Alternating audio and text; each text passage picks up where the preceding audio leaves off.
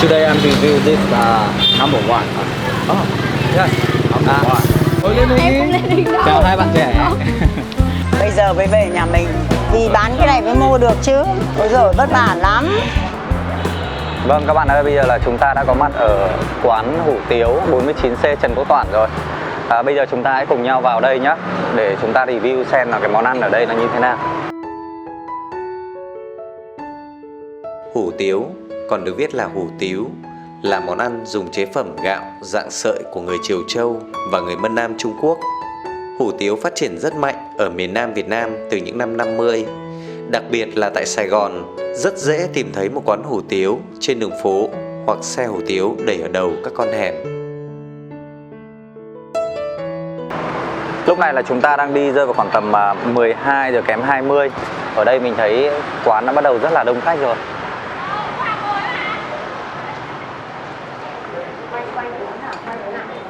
Wow, hết cả chỗ luôn. Ui cho con một bát hủ tiếu nhá. Ôi may quá vẫn có chỗ này.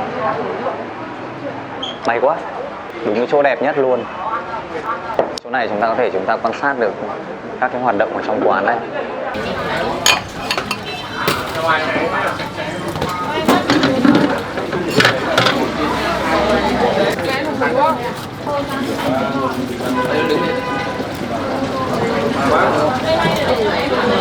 Đây này cháu ơi.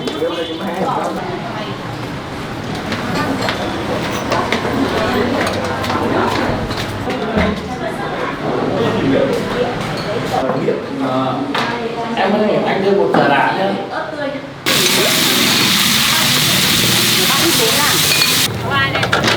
Đây hai gì đâu giờ nào? Hai khẩu chuột đỏ à? Bên gác anh ơi.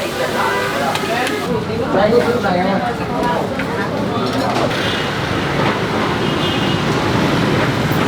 Mình mấy người?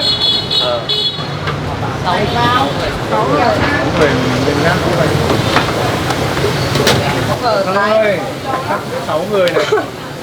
Chị ơi, cho tay bắt Ra đâu ạ?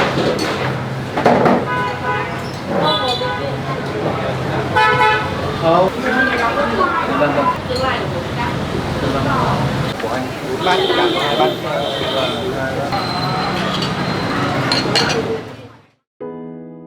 Quán ăn này vốn là tiệm ăn lâu năm được nhiều người biết đến, nằm ngay giữa khu phố nhỏ với vỉa hè rộng rãi, thoáng mát. Quán bán cả ngày từ sáng đến tối, cao điểm nhất là vào giờ trưa. Người ăn ngồi chật cứng cả hai tầng nhà. Đây của em đây đúng không chị? Đây, bát này là cái mục đích mà hôm nay là mình đến đây để giới thiệu cho các bạn đây. Nhìn thì bát không to lắm, ở bên trong thì cái lượng bánh cũng vừa vừa, không đầy. Ngoài ra thì bên này là chúng ta có rau sống ở đây thì mình thấy là khá tươi, với nhiều loại rau sống khác nhau. Bên này là có chanh, giấm tỏi và ớt tươi để trong cái lọ nhỏ này, tương ớt này và hạt tiêu. Ngoài ra thì bên này là chúng ta có magi nữa. Vâng thưa các bạn, bây giờ là chúng ta đang ngồi trước một bát hủ tiếu. Bát này thì bên trên là chúng ta thấy là có nhiều hành khô này, rắc nhiều hành khô. Ở đây là có những cái lá hẹ này, lá hẹ xanh này. Ngoài ra thì có lạc nữa. Bên dưới thì là xà xíu. Đây là những cái miếng thịt xà xíu này. Ở đây chúng ta thấy là cái thịt xà xíu nó không nạc và cũng không mỡ. Tỷ lệ mỡ nạc rơi vào khoảng 50%. Và đây là người ta chiên lên. Không biết cái hương vị như nào thì tí nữa chúng ta sẽ thử. Ngoài ra thì ở đây là nước dùng. Đó, nước dùng ở đây là chúng ta thấy là có màu nâu. Có một cái màu nâu nhạt. Đó.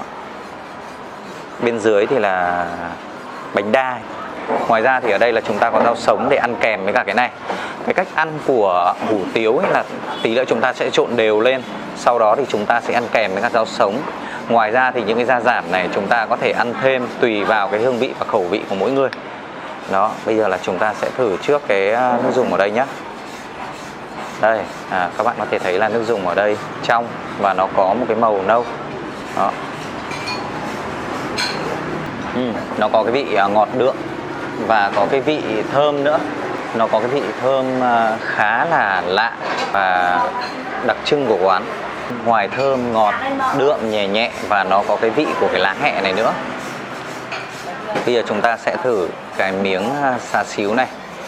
Đây thưa các bạn, là các bạn có thể thấy là cái miếng xá xíu. Đó, miếng xá xíu. Miếng này thì cái tỷ lệ mỡ nhiều hơn nạc một chút, chiếm khoảng tầm 3/5. Bây giờ chúng ta sẽ thử xem cái miếng xá xíu. Mình nghe nói là miếng xá xíu ở đây nhiều người khen ăn ngon. Còn đối với mình thì mình không biết như thế nào, thì chúng ta cùng nhau thử xem nhé. Ăn mềm, béo ngậy, nó có vị thơm của thịt. Ngoài ra thì là nó có cái vị chiên, thơm của thịt chiên các bạn. Ăn cảm giác mềm, nhưng mà khi nhai đến cái thịt nạc thì chúng ta lại có cái cảm giác ăn nó thơm của cái hương vị thịt nạc. Rất ngon, ăn rất là ngon. Đây là hành khô này, hành khô thì ăn nó sẽ giòn được. Hành khô thơm, không bị cái hương vị cháy, đắng của cháy. Bây giờ chúng ta sẽ ăn tiếp xuống phần dưới nhé. Đây, lớp bánh đa. Bánh đa này có lẽ là mình để nó một lúc rồi, nó lâu hơn bình thường so với cả người ăn, đâm ra là nó hơi bị đóng bánh một chút các bạn ạ. Ví dụ khi mà người ta mới bốc vào thì nó sẽ không đóng bánh như thế này. Bây giờ mình sẽ phải trộn lên đúng theo cách ăn của người ăn hủ tiếu. Thực ra cái món này thì mình cũng không phải là cái món tủ của mình, bởi mình cũng ít ăn đấy. Đó, nhưng mà mình nghe trên mạng người ta cũng khen nhiều, đâm ra là mình cũng muốn đến đây để giới thiệu cho các bạn. Và đây cũng là món ăn mà nhiều bạn khán giả cũng giới thiệu cho mình. Bây giờ mình sẽ thử ăn cái bánh đa ở đây. Bánh đa ở đây thì sợi nó nhỏ hơn cái bánh đa thông thường. Đó. Rất là mềm. Bánh đa ăn mềm nhưng mà lại dai. Mình có cảm giác là bánh đa này hoàn toàn làm từ bột tự nhiên, mà ăn nó có cái vị ngọt của nước dùng. Thực ra cái này là cái hương vị này nó sẽ không hợp lắm đối với cả những người miền Bắc, nhưng mà đối với cả những bạn trong Nam thì ăn cái này chắc là sẽ ngon hơn, có cái cảm nhận ngon hơn, bởi vì là nó hơi có cái hương vị còn ngọt một chút. Mình sẽ ăn kèm bánh đa với cả xá xíu. Ăn kèm với cả bánh đa với cả miếng xá xíu thì chúng ta thấy là cái hương vị nó đậm và thơm hơn. Cái sự mềm mại của bánh đa kết hợp với cái vị thơm và ngậy của miếng thịt. Bây giờ chúng ta sẽ ăn kèm với cả rau sống này. Đây, mình nhúng ít rau sống với cả cái nước dùng này. Ăn rau sống vào thì nó cho một cái cảm giác khác. Cái hương vị thơm, vị ngọt đượm của bánh đa, cộng thêm là cái vị thơm ngai ngái của rau sống. Nhưng có lẽ rằng là mình cũng sẽ không thích ăn rau sống vào, bởi vì là ăn vào nó có cái cảm giác là nó hơi lổn nhổn trong mồm một chút. Bây giờ mình sẽ cho thêm tương ớt vào nhé. Trước tiên là thử cái tương ớt ở đây xem nó thế nào. Tí tí thôi. Ôi, tương ớt ở đây ăn ngon, cay dã man luôn các bạn ạ. Cay mà thơm lắm. Cho một ít thôi các bạn nhá. Bạn nào mà không ăn được cay thì cho ít thôi, mình thì ăn cay được. Tương ớt này rất cay luôn á. Đây mình cho thêm ít quất vào. Chút quất. Nhiều quá là chua. Rồi, ăn thử xem sao, cái vị nó có khác gì không. Ăn vị nó có đổi khác luôn.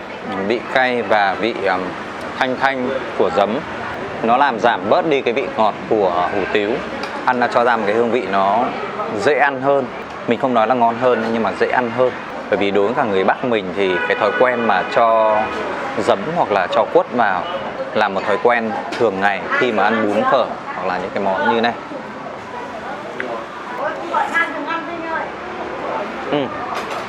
Ăn cái miếng xá xíu vừa rồi mình thấy nó có thêm cái vị giòn, cái giòn tan ở phía bên ngoài ấy, khi mà người ta chiên lên ấy, và nó tạo ra cái mùi thơm hơn.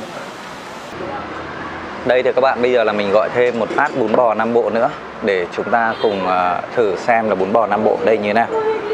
Ăn xong bát hủ tiếu rồi, bụng mình cũng ngang ngang rồi, nhưng mà mình vẫn còn có thể ăn được một chút nữa, và chúng ta cùng review xem. Mình sẽ ăn những cái phần chính để chúng ta xem là cái hương vị bún bò Nam Bộ ở đây nó như thế nào. Phía trên chúng ta vẫn thấy là có rất là nhiều hành khô. Ngoài ra thì bên dưới là có thịt bò nữa. Thịt bò ở đây thì mình thấy là có cái màu nó đỏ nhạt đó, và cái miếng thịt bò thì bé. Ngoài ra thì bên dưới là có rất là nhiều bún. Bún ở đây thì mình thấy là sợi bé đó, và cũng có cả lạc luôn. Đây, bây giờ mình sẽ ăn thử cái miếng thịt bò ở đây nhá. Vâng thưa các bạn, đây miếng thịt bò đây này, miếng bé, thái mỏng.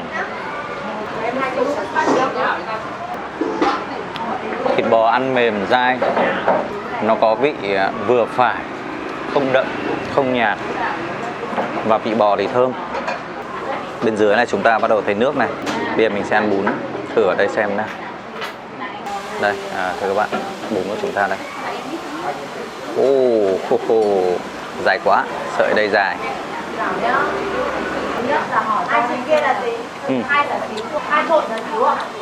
Ăn sợi bún đây có độ dai và mềm. Nó có cái độ dai của sợi bún.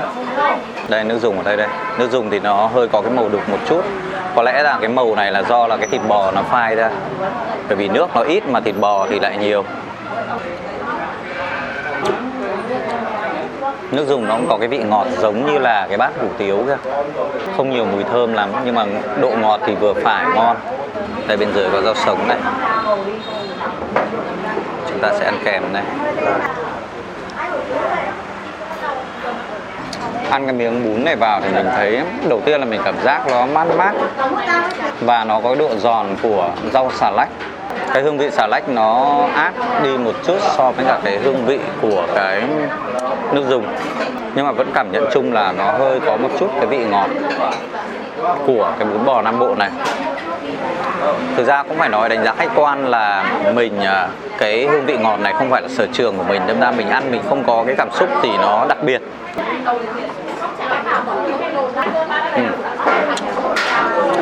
Ăn thêm cái hành này vào rất là giòn. Cái hương vị giòn tan của hành khô này nó tạo ra một cái mùi thơm cho cái miếng ăn. Thêm tí nước vào. Ở đây là chúng ta lấy thêm cái miếng ớt tươi. Mình không cho tương ớt nữa mà mình ăn ớt tươi. Ngày trước là mình ăn tương ớt nhiều, nhưng mà bây giờ là cái thói quen mình chuyển sang ớt tươi. Có ớt tươi và ăn ngon hẳn. Có lẽ cũng do bởi vì là mình cũng thích ăn ớt nữa, nên ra là khi mà cho ớt vào ăn ngon hơn. Cô ơi, nhà mình làm đây là bao nhiêu năm rồi? 25 năm rồi. Ở đây là mở cửa từ mấy giờ đến mấy giờ? 6 giờ rưỡi đến 9 giờ tối. Khi mà khách vào thì người ta thường gọi món gì là nhiều? Đấy, bún bò Nam Bộ, hủ tiếu, ăn trộn, có cả nước. Nhà mình mở từ đấy năm thì là ở vị trí này hay là có chuyển? Không, chuyển từ 47 sang 47B, xong bây giờ lại là 49C. Chuyển 3. 3 nơi rồi ạ? Trời ơi. Bây giờ mới về nhà mình, 3 nhà. Thế là đây là nhà mình luôn hả? Vâng, bây giờ mới mua được. Vì bán cái này mới mua được chứ. Ôi giời, vất vả lắm. Hàng ăn là vất vả nhất. Nhiều khó khăn lắm. Lúc mà lên giá thịt như vừa rồi này, thịt lợn lên giá. Trước thì cũng chỉ có 35.000 bát bún bò với 45.000 bát bún bò thêm xíu thôi. Bây giờ phải lên mà 40.000 với 45.000 bát thêm xíu. 40.000 bát bún bò. Phải lên mỗi ấy 5 giá. 5.000. Mỗi bát 5.000. Mới lên nửa tháng này thôi. Vì nó lên cao quá, không thể lên gấp đôi.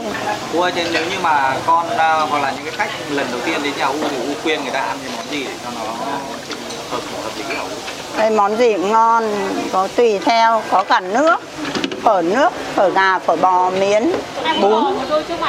Ăn quen thì thường ăn bún bò Nam Bộ với hủ tiếu rồi. Vâng, đấy là hai món chủ chốt nhất đấy. Bán từ sáng đến tối lúc nào cũng bán được. Vâng.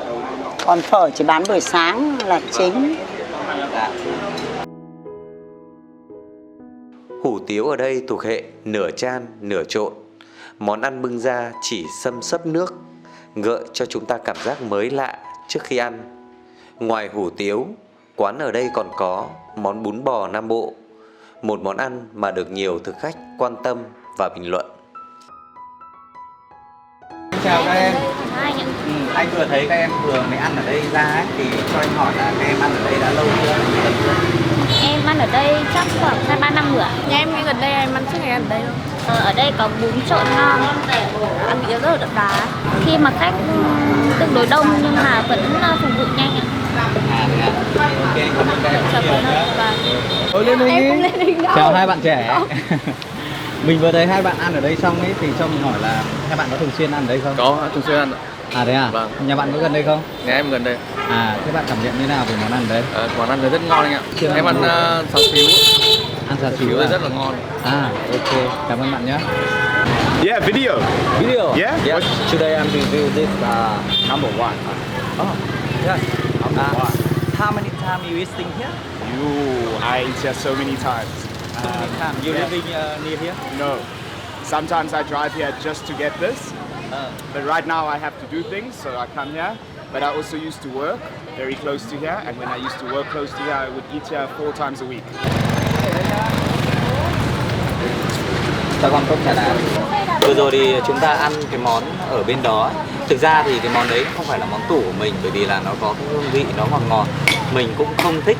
Nhưng mà nếu mà đánh giá về cái món có ngon hay không và so sánh với cả những cái quán khác ấy, thì theo mình thấy thì quán ở đây ăn đối với cả cái món bún bò Nam Bộ và món hủ tiếu thì ăn như thế là được. Quý vị và các bạn, nếu như mà chúng ta, những bạn nào mà thích cái hương vị ngọt của hủ tiếu thì chúng ta cũng có thể đến đây để thử. Thực ra có một điều khá đặc biệt là trong cái thời gian gần đây mình thấy tất cả các quán người ta đều lên giá hết trong khoảng thời gian nửa tháng gần đây, và quán này cũng là một trong những quán mà cũng mới lên giá. Thì quý vị và các bạn có thể đến thử một lần. Các bạn đừng quên ấn like, đăng ký và chia sẻ video để nhiều người biết đến. Còn bây giờ xin chào và hẹn gặp lại.